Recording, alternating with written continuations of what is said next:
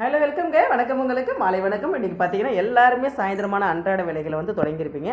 அதே மாதிரி தான் நானும் உங்களை மாதிரியே வந்து அன்றாட வேலையை தொடங்குறதுக்கு சாயந்தர நேரத்தில் ஆரம்பித்தாச்சு.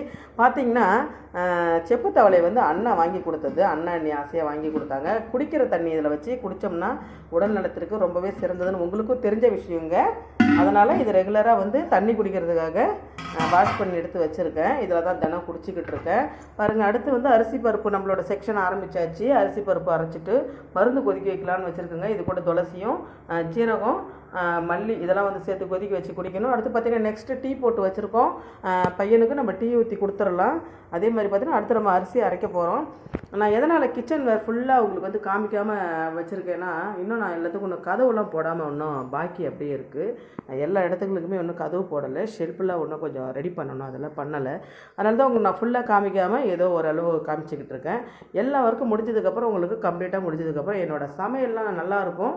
நீங்கள் பார்த்ததுக்கப்புறம் நல்லா இருக்குன்னு சொல்லுங்கள், இப்போவே சொல்ல வேண்டாம். அதுக்கப்புறம் நான் எடுத்து சமைக்கிறதெல்லாம் போடுறேன். நீங்கள் கற்றுக்கவும் செய்யலாம், பார்த்து நல்லா இருக்குன்னு ஒரு வார்த்தையும் சொல்லலாம். அதனால் நான் உங்களுக்கு சூப்பராக வீடியோ எடுத்து போகிறேன். பிடிச்சிருந்தா லைக் பண்ணுங்கள், ஷேர் பண்ணுங்கள், சப்ஸ்கிரைப் பண்ணுங்கள். தேங்க்யூ.